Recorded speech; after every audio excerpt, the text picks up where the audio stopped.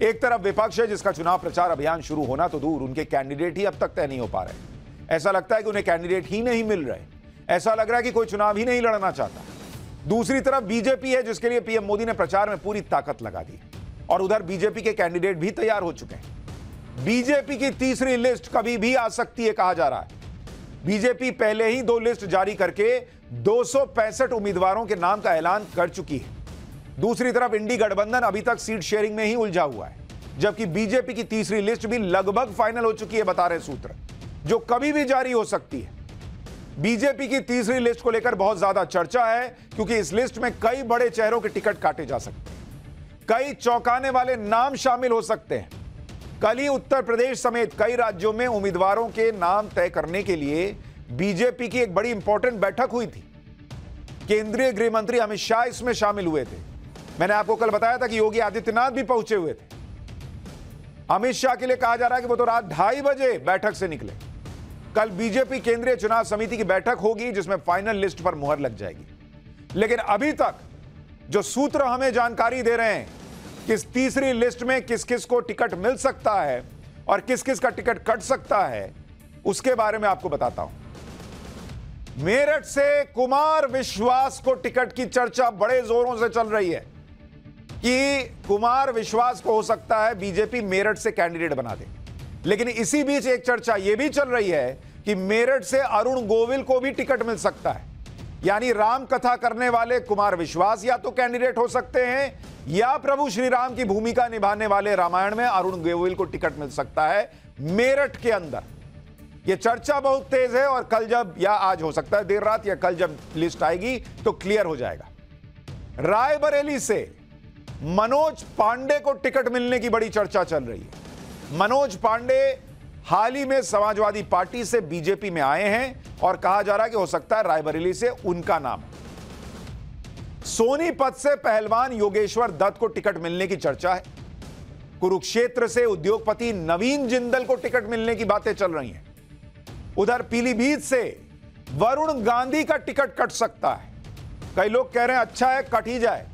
जितना ये बोल रहे थे इनको तो खुद ही कह देना चाहिए कि मैं टिकट नहीं लूंगा। लेकिन पीलीभीत से कहा जा रहा है कि जितिन प्रसाद को टिकट मिल सकता है। सुल्तानपुर से हालांकि मेनका गांधी को टिकट मिलेगा या नहीं यह अभी फाइनल नहीं है। कहा जा रहा है, कुछ लोग कह रहे हैं कि वरुण का टिकट कट सकता है लेकिन हो सकता है मेनका को टिकट मिल जाए। कुछ लोग कह रहे हैं कि नहीं नहीं दोनों का टिकट कटना तय है। हालांकि सुल्तानपुर से राजेश्वर सिंह के नाम की चर्चा चल रही है। हालांकि कुछ सूत्रों के मुताबिक वरुण गांधी और मेनका गांधी में एक को टिकट मिलेगा। इसमें मेनका गांधी के चांसेस ज्यादा हैं। इलाहाबाद से रीता बहुगुणा जोशी का टिकट कट सकता है। गाजियाबाद से वीके सिंह के साथ 2 नाम और रेस में बताए जा रहे हैं। यानी तीसरी लिस्ट को लेकर कई चौंकाने वाले ऐलान हो सकते हैं। बीजेपी की तीसरी लिस्ट में वरुण गांधी का टिकट कटने की चर्चाएं हैं, तो वहीं वरुण गांधी के समाजवादी पार्टी के टिकट से चुनाव लड़ने की भी चर्चा है। आज ही अखिलेश यादव ने पीलीभीत में पार्टी नेताओं के साथ बैठक की और चुनाव की रणनीति पर चर्चा की। अब अटकलें लग रही हैं कि बीजेपी से टिकट नहीं मिलने पर वरुण गांधी को अखिलेश यादव पीलीभीत से इंडी गठबंधन का उम्मीदवार बना सकते हैं। लेकिन कई लोग यह भी कह रहे हैं कि वरुण गांधी कई बार मुखर होकर जिस तरह के विवादित बयान देते रहे हैं उससे समाजवादी पार्टी के मुस्लिम वोट बैंक के छिटकने की भी आशंका है। हो सकता है इसलिए वरुण गांधी को समाजवादी पार्टी टिकट ना भी दे। इसी तरह से एक और नाम है जिसकी बड़ी चर्चा है, बृजभूषण शरण सिंह, जिनके खिलाफ पिछले साल महिला पहलवानों ने गंभीर आरोप लगाते हुए प्रोटेस्ट किया था। अब अटकलें लग रही हैं कि गोंडा की कैसरगंज सीट से बृजभूषण शरण सिंह का टिकट कट सकता है। हालांकि बृजभूषण शरण सिंह लगातार सोशल मीडिया पर एक्टिव हैं और वो पूरी कोशिश कर रहे हैं कि उनका टिकट कटने ना पाए। बृजभूषण शरण सिंह ये दावा कर चुके हैं कि उनका टिकट कोई नहीं काट सकता। लेकिन जिस तरह से दिल्ली में रमेश बिधूड़ी का टिकट कट गया, प्रवेश वर्मा का टिकट कट गया और भोपाल से साध्वी प्रज्ञा का टिकट कट गया, वैसे ही अगर बृजभूषण का भी टिकट कट जाए तो बहुत हैरानी नहीं होगी। कहा तो यह भी जा रहा है कि बृजभूषण शरण सिंह की जगह पर उनके ही परिवार के किसी सदस्य को टिकट मिल सकता है। बीजेपी की तीसरी लिस्ट में किन बड़े नामों को मौका मिल सकता है उसके बारे में भी आपको बता देता हूं। कभी मुलायम सिंह यादव का गढ़ रही मैनपुरी सीट से उनकी छोटी बहू अपर्णा यादव को उम्मीदवार बनाने की चर्चाएं चल रही। बाराबंकी सीट से मौजूदा सांसद उपेंद्र रावत की जगह नए चेहरे को मौका दिया जा सकता है। गाजीपुर सीट से जम्मू कश्मीर के एलजी मनोज सिन्हा के बेटे अनुभव सिन्हा को टिकट दिए जाने की चर्चा बहुत तेज चल रही है। देवरिया सीट से मौजूदा सांसद रमापति त्रिपाठी को दोबारा मौका दिया जा सकता है। कानपुर सीट से मौजूदा सांसद सत्यदेव पचौरी का टिकट कट सकता है। हालांकि इस सीट पर सत्यदेव पचौरी की बेटी नीतू सिंह और सतीश महाना के नाम की भी चर्चा है। वहीं सहारनपुर सीट पर पूर्व मंत्री सुरेश राणा और राघव लखनपाल टिकट की रेस में। इधर आप कांग्रेस की तैयारी देखिए। बीजेपी को लेकर जो खबरें हैं वो हमने आपको बता दी। कांग्रेस की तैयारी क्या है भाई?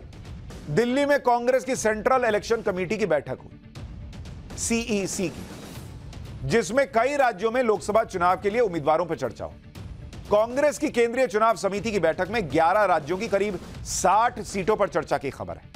इसमें सबसे बड़ी बात यह है कि कर्नाटक के गुलबर्गा से कांग्रेस अध्यक्ष मल्लिकार्जुन खड़गे के दामाद को टिकट मिलने की बातें चल रही। वहीं बंगाल की 8 सीटों पर नाम तय हो गए हैं। दोनों सिटिंग सांसदों को कांग्रेस ने टिकट दिया है, जबकि चंडीगढ़ को लेकर फैसला नहीं हो पाया। लेकिन कांग्रेस की केंद्रीय चुनाव समिति की बैठक में बड़ी खबर यह रही कि राहुल गांधी इसमें पहुंचे ही नहीं। यानी कांग्रेस के उम्मीदवारों के नाम तय हो रहे हैं और राहुल गांधी उस बैठक से गायब है। यह तो गंभीरता है राहुल गांधी की चुनाव को लेकर। एक तरफ कांग्रेस उम्मीदवारों के नाम तय करने के लिए मंथन कर रही है, वहीं दूसरी तरफ कांग्रेस जिनको टिकट दे रही है वो टिकट लौटा दे रहे हैं। कांग्रेस ने गुजरात की अहमदाबाद ईस्ट लोकसभा सीट से रोहन गुप्ता को टिकट दिया था। रोहन गुप्ता कांग्रेस के राष्ट्रीय प्रवक्ता भी हैं। रोहन गुप्ता ने चुनाव लड़ने से ही इंकार कर दिया। बोले कि उनके पिता की सेहत ठीक नहीं है, इसलिए वो चुनाव नहीं लड़ पाए। रोहन गुप्ता ने यह भी कहा कि उनकी जगह कांग्रेस जिसको भी टिकट देगी वो उसका समर्थन करेंगे। सुनिए रोहन गुप्ता को, फिर आपको बताऊंगा कि कैसे राहुल गांधी शक्ति के फेर में फंस गए हैं और पीएम मोदी शक्ति अम्मा का सम्मान कैसे कर रहे हैं। मेरे लिए बहुत डिफिकल्ट डिसीजन था। मेरे पिता करीब 3 दिन से हॉस्पिटलाइज थे। कहीं ना कहीं वो कन्विंस नहीं हो रहे थे। 15 साल पहले उनका बाईपास हुआ था। मैं कन्विंस करने का मैंने बहुत प्रयास किया, हमारे सारे साथियों ने प्रयास किया। मेरे उसमें भी कहा कि जो भी व्यक्ति को पार्टी टिकट देगी उसको तन मन धन से मैं पूरी तरह से उनका समर्थन करूंगा। तो ये प्योरली, इसमें कोई राजनीति को ना जोड़ा जाए, मेरा व्यक्तिगत डिसीजन है। एक तो कांग्रेस अपने कैंडिडेट तय नहीं कर पा रही, जो कैंडिडेट तय हो रहे हैं वो भी मैदान छोड़ रहे हैं। उधर बीजेपी जिसकी तैयारी इस तरह की है कि जिन इलाकों में बीजेपी कमजोर रही है वहां पर बीजेपी को मजबूत करने के लिए खुद प्रधानमंत्री नरेंद्र मोदी जुटे। इस बार पीएम मोदी का खास तौर पर फोकस दक्षिण भारत पर है, क्योंकि दक्षिण भारत में बीजेपी की सीटें कम आई थी और पीएम मोदी यहां से भी बीजेपी की सीटें बढ़ाना चाहते हैं। पीएम मोदी पिछले 5 दिनों से दक्षिण भारत को मथ रहे हैं। इन 5 दिनों में पीएम मोदी ने तमिलनाडु, केरल, कर्नाटक, तेलंगाना, आंध्र प्रदेश का तूफानी दौरा किया। लगातार विपक्ष के हमले को ही हथियार बनाकर उन्हीं पर पलटवार कर दे रहे हैं। भाई मौका तो राहुल गांधी ने ही दिया अपने बयान में शक्ति और हिंदू धर्म को लेकर जो कह दिया, और नरेंद्र मोदी ने पूरा नैरेटिव चेंज कर दिया। राहुल गांधी के शक्ति वाले बयान पर मचे सियासी घमासान के बीच आज तमिलनाडु के सेलम की रैली में पीएम मोदी ने नारी शक्ति का फिर सम्मान किया। सेलम में रैली के मंच पर पीएम मोदी ने 11 शक्ति अम्माओं को सम्मानित किया। बताया जा रहा है कि शक्ति के रूप में आई ये महिलाएं पीएम मोदी के स्वागत के लिए पहुंची थी और जब प्रधानमंत्री की नजर उन पर पड़ी तो प्रधानमंत्री ने उन्हें मंच पर बुलाकर सम्मानित किया। ये देखिए। इसके बाद सेलम की रैली में पीएम मोदी ने कांग्रेस और इंडी गठबंधन के नेताओं पर बार बार हिंदू धर्म का अपमान करने का आरोप लगाया। सेलम की रैली में पीएम मोदी ने किस तरह इंडी गठबंधन को निशाने पर लिया, सुनिए। फिर बताता हूं कि राहुल गांधी के शक्ति वाले बयान को लेकर प्रधानमंत्री मोदी ने क्या भविष्यवाणी कर दी। इंडी अलायंस वाले लोग बार बार जानबूझकर हिंदू धर्म का अपमान करते हैं। हिंदू धर्म के खिलाफ इनका हर बयान बहुत सोचा समझा हुआ होता है। आप देखिए, और किसी धर्म का अपमान डीएमके, कांग्रेस का इंडी अलायंस कभी नहीं करता। किसी और धर्म के खिलाफ इनकी जुबान से एक शब्द नहीं निकलता, लेकिन हिंदू धर्म को गाली देने में ये एक सेकंड नहीं लगाते। ऐसा कैसे हो सकता है? कैसे ऐसा हो सकता है? इन्होंने तमिल संस्कृति के प्रतीक पवित्र सेंगोल की संसद में स्थापना का विरोध किया। पवित्र सेंगोल यहां के मठों से जुड़ा हुआ है। प्रधानमंत्री ने शक्ति को खत्म करने की सोच रखने वालों को चुनाव में सबक सिखाने की अपील की। शक्ति वाले बयान पर पीएम ने क्या कहा, जरा इसको भी सुनिए, और फिर पीएम अचानक भावुक क्यों हो गए, यह भी दिखाऊं। हमारे शास्त्र साक्षी है कि विनाश उनका होता है जो शक्ति को खत्म करने का विचार रखते हैं। ऐसे खतरनाक आइडियाज को हराने की शुरुआत 19 अप्रैल को सबसे पहले मेरा तमिलनाडु करेगा। तमिलनाडु सुब्रमण्य भारती जैसे महान व्यक्तित्व की धरती है। सुब्रमण्य भारती ने अपनी कविताओं में शक्ति स्वरूप में भारत मां की उपासना की थी।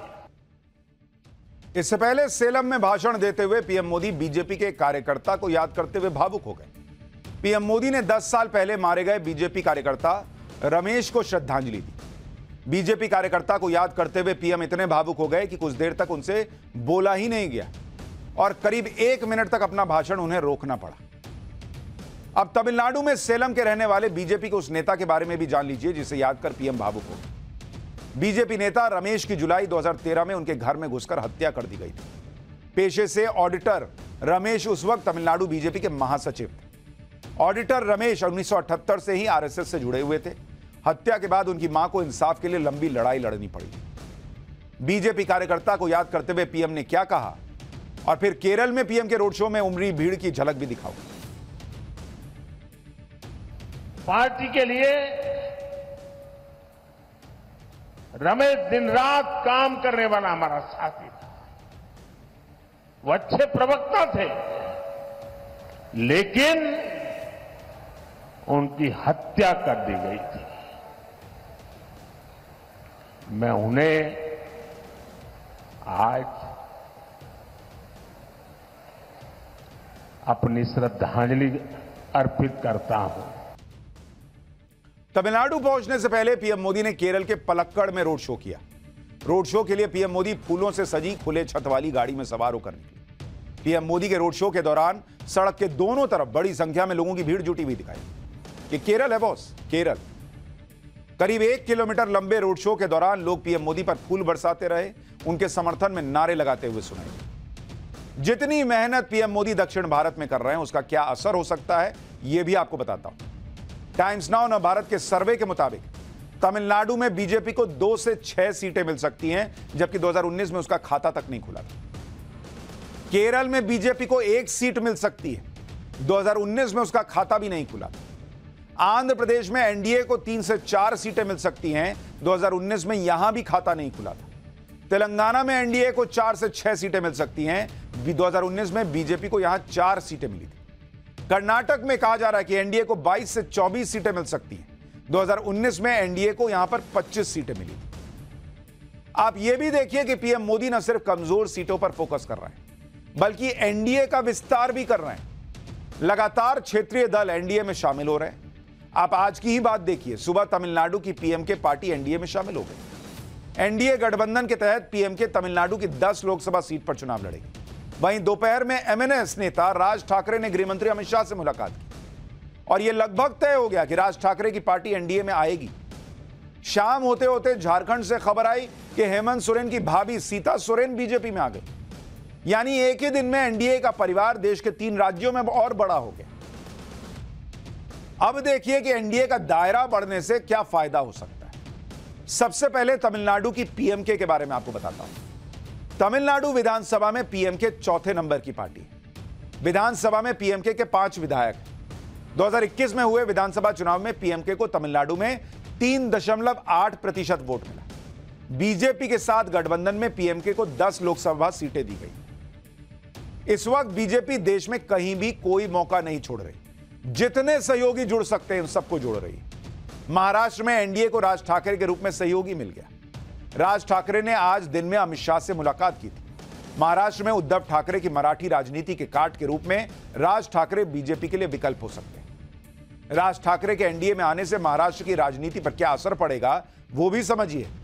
कहा जा रहा है कि राज ठाकरे के एनडीए के साथ आने पर एमएनएस को मुंबई साउथ की लोकसभा सीट दी जा सकती है। राज ठाकरे को फायर ब्रांड हिंदूवादी नेता के तौर पर जाना जाता है और मुंबई में उनकी अच्छी पकड़ मानी जाती है।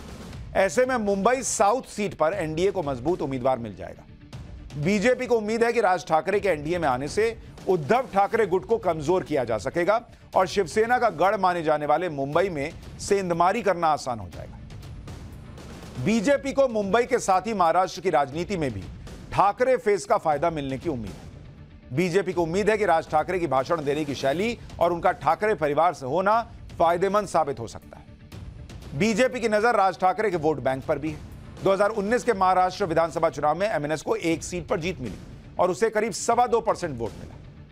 सुनने में यह बहुत ज्यादा नहीं लगता, लेकिन जब बीजेपी 400 का टारगेट लेकर चल रही है तो उसके लिए एक एक वोट मायने रखता है। सबसे बड़ी बात यह है कि एनडीए में राज ठाकरे के विरोध में कोई नहीं दिख रहा। शिवसेना शिंदे गुट तो कह रही है कि वो अगर राज ठाकरे आते हैं तो उनका स्वागत करेगी। सुनिए शिंदे गुट के नेता का बयान, फिर आपको बताऊंगा झारखंड में कैसे हेमंत सोरेन के परिवार में दरार पड़ गई। शिवसेना ने इसके पहले ही मनसे का स्वागत किया हुआ है और आप सभी को पता है शिवसेना की आइडियोलॉजी और मनसे की आइडियोलॉजी सेम है। दोनों ही बाला साहब ठाकरे जी के विचारों के ऊपर आगे चल रहे हैं, हिंदुत्व के लिए काम कर रहे हैं। तो हमने पहले ही मनसे का स्वागत किया और माननीय मुख्यमंत्री एकनाथ शिंदे साहब ने मनसे के प्रमुख राज ठाकरे साहब से इसके पहले भी 1-2 बार मुलाकात की है, तो हम उनका स्वागत ही करते हैं।